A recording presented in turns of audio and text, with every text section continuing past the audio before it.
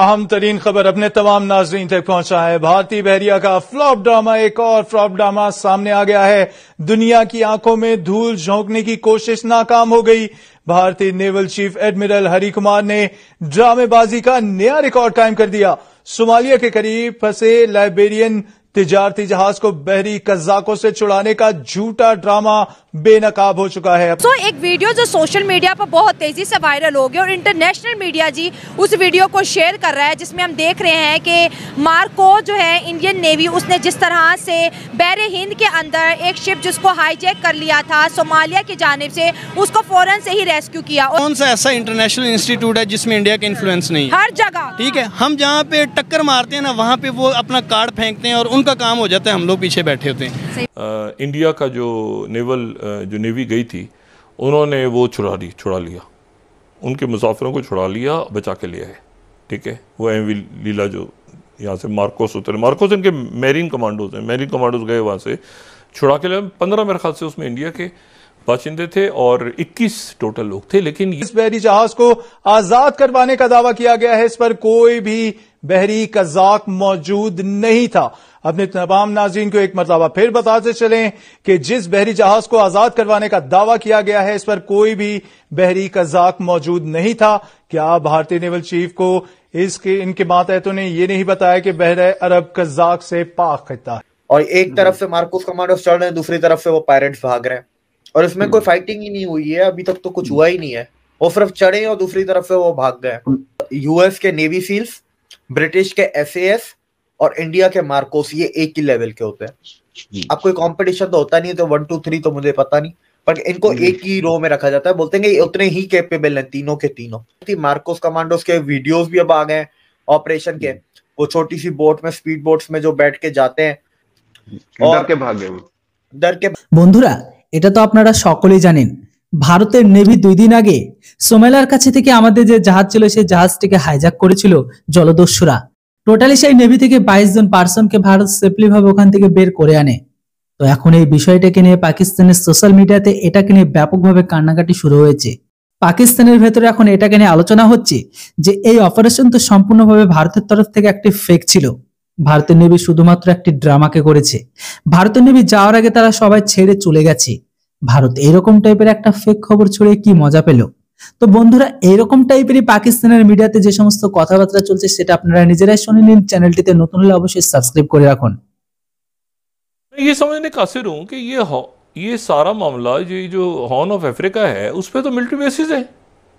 वहाँ तो military bases है, वहाँ तो जो है अमेरिका की मिलिट्री बेस भी है, फ्रांस की भी है, चाइना की भी है, वहाँ तो अरब ममालिक की भी है, वहाँ तो बहुत सारी मिलिट्री बेसिस है। वो जगह पूरी हॉर्न ऑफ अफ्रीका को अगर देखें, जो हम बार बार दिखाते हैं उसका नक्शा, और जबूती और ये सारे इलाके, वहाँ तो सबसे ज़्यादा उसकी तो वहाँ तो बहुत ज़्यादा मिलिट्री बेसिस हैं। तो मिलिट्री बेसिस पे जो फ़ौज है वहाँ पे, तो वो उस फ़ौज वहाँ पे मिलिट्री बेसिस ये क्यों बने हुए हैं? ये सारे क्या कर रहे हैं वहाँ बैठे हुए? अगर इन्हीं के दरमियान कहीं कज़ाक भी घूमते रहते हैं क्या? ये तो बड़ी अजीब सी बात है। इनके आप छोड़ देना वो मैरी टाइम सिक्योरिटी वालों को, तो कज़ाक जो हैं वो जहाज़ लेके जो वहाँ पहुँचे हैं, तो वो मिलिट्री बेसिस वो क्या कह रहे हैं हमारे थाने की हदूद नहीं है? वो क्या है भाई? वहाँ या तो होना कि कोई आप कहें अंधा कुआं है, अंधा कुआं नहीं है, वो तो मिलिट्री बेसिस है वहाँ पे, सोमाली लैंड और ये सब की। तो ये देखना होगा बहरहाल कि उन मिलिट्री बेसिस के अंदर से ये कूद के कहाँ से बहरी कज़ाक निकल के आके जहाज़ ले गए हैं वहाँ पे, और जहाज़ किधर हैं भाई? उनको वापस लाओ, जहाज़ों को तो वापस लाओ अभी तो। अच्छा, ये इन्होंने बात जो इंडिया के उतरे लोग अपने लोगों को छुड़ा के लिए, जहाज़ वहीं के खड़ा हुआ है और कज़ाक भाग गए। कज़ाक नहीं पकड़े गए, ना कोई मुकाबला भी नहीं हुआ। कज़ाक उन्होंने देखा ये जहाज़ आ रहा है, हस्बी मामूल जहाज़ खड़ा किया, भागे, और उसके बाद वो अपने बंदों को छुड़ा के ले आए। तो मुकाबला, कोई गोलियां नहीं चली, कुछ नहीं हुआ। तो ये क्या है ये? मतलब इसका कोई हल निकलना चाहिए ना। मतलब मिलिट्री बेसिस किस लिए बनी हुई है? इतनी सारी दुनिया लड़ रही है, मिलिट्री बेस हमें चाहिए वहाँ पे। ठीक है, तो ये चीज़ है, वो उसको आपके साथ लड़ने की ज़रूरत नहीं है। वो स्मार्ट प्ले करता है और आपको डिफीट कर देता है। वो कोई भी मुल्क है, उसकी जो आवाम होती है वो उस मुल्क का एसेट होती है। ठीक है, और उन्होंने अपने जो 15 लोग थे उनको एसेट समझा, सासा समझा और उनके लिए स्ट्रगल की, और उन्होंने अपने 15 लोगों को बचा लिया।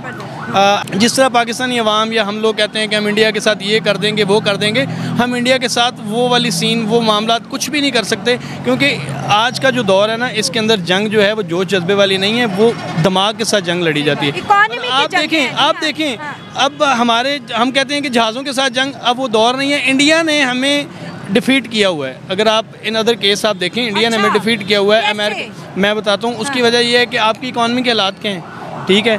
आप देखें जंगों में 1923 में जंग हुई, ठीक है, वो मतलब जो एटम बम चले 1923 के अंदर, ठीक है, वो ख़त्म हो गया। अब वो सिस्टम नहीं है, ठीक है। इंडिया को जंग लड़ने की हमारे साथ ज़रूरत ही नहीं है, हमारी इकॉनमी का बेड़ा वैसे ही गर्क हो चुका है, ठीक है। उसकी वजह ये इंडिया क्या करता है, वो वहाँ पे बैठ के ना वो प्लानिंग करते हैं, ठीक है। वो जंगों की प्लानिंग नहीं करते, वो देखते हैं कि यार इस मुल्क में हम इसको इकॉनमी के लिहाज से कैसे डाउन कर सकते हैं। आप उनकी देख ले, आजकल उनकी जो डिफेंस इंडस्ट्री उधर लग चुकी है। फ्रांस उनको डिफेंस देना चाहता है, अमेरिका उनको डिफेंस देना चाहता है, रशिया उनके साथ बड़े बड़े कॉन्ट्रैक्ट साइन कर रहा है। जिस मुल्क के पास इतना डिफेंस है, हमारे पास तो वो जो F-16 अमेरिका का पड़ा हुआ है, या फिर कुछ बैरी जहाज जो है हमने चाइना से खरीदे हैं। हमारी ना बेसिकली साइकी जो है वो बनाई गई है कि इंडिया हमारा, ठीक है, आपने अपने दुश्मन को मुकाबला करना है तो उसके लेवल पे पहुंचे आप पहले, ठीक है। हम उसके लेवल पे ही नहीं है, उसको ज़रूरत ही नहीं है हमसे जंग लड़ने की। वो प्लानिंग इस तरह की करता है कि उसको ज़रूरत नहीं है, ठीक है। हम क्या है, हमारी इकॉनमी देखें, ठीक है, उनकी इकॉनमी लेवल देखें, हमारी इकॉनमी लेवल देखें, तो उनको जंग अगर उन्होंने करनी है ना, तो उन्होंने दिमाग के साथ जंग करनी है, उनको हथियारों के साथ जंग लड़ने की आपके साथ ज़रूरत नहीं है। और आज एक वीडियो भी सुबह सवेरे आई थी, 15 जो सेलर्स थे, इंडियन सेलर्स थे शिप के ऊपर, उनकी वीडियो भी आई थी। वो थैंक यू भी कर रहे थे, भारत माता जय की। वो मैं आपको वीडियो भेजूंगा, वो भी आप लगाइएगा। वो उसमें कह रहे थे, तो जाहिर सी बात है प्राउड एक फीलिंग होती है, ठीक है, कंट्री के लोगों के लिए। यार हम कहीं पे भी फंसे, हमारी आ रही है, हमारी गवर्नमेंट, हमारी आर्म फोर्सेस हमारे लिए आ रही है। अच्छा, मैं कुछ पाकिस्तानी चैनल देखते हैं क्या करता है इंडियन नेवी, कर पाएगा नहीं कर पाएगा। अच्छा, मैं सोच के मैं थोड़ा हिस्ट्री में चला गया, क्योंकि देखें ये इंडियन ओशन है, इसमें मेजॉरिटी जो आपकी ट्रेड जाती है ना, 60 to 70% जो शिपों का आवागमन होता है वो स्ट्रेट ऑफ हार्मोस और बाबल मंडेल से स्ट्रेट ऑफ मलाका की तरफ जाती हैं, और स्ट्रेट ऑफ मलाका से इधर जाती है 60 to 70। जो बाकी 30-40% है वो नीचे साउथ अफ्रीका, ऑस्ट्रेलिया, वो नीचे जाएंगी, इंडोनेशिया वाली साइड, इंडोनेशिया के जो बैक साइड है उस तरफ जाएंगी। तो मैंने बोला यार ये तो दशकों से यहाँ की जो मेजॉरिटी सिक्योरिटी प्रोवाइडर है वो तो इंडियन नेवी है। ये समझने कासिर हूँ कि ये सारा मामला ये जो हॉर्न ऑफ अफ्रीका है उस पर तो मिलिट्री बेसिस है, वहाँ तो मिलिट्री बेसिस है, वहाँ तो जो है अमेरिका की मिलिट्री बेस भी है, फ्रांस की भी है, चाइना की भी है, वहाँ तो अरब ममालिक की भी है, वहाँ तो बहुत सारी मिलिट्री बेसिस है। वो जगह पूरी हॉर्न ऑफ अफ्रीका को अगर देखें, जो हम बार बार दिखाते हैं उसका नक्शा, और जबूती और ये सारे इलाके, वहाँ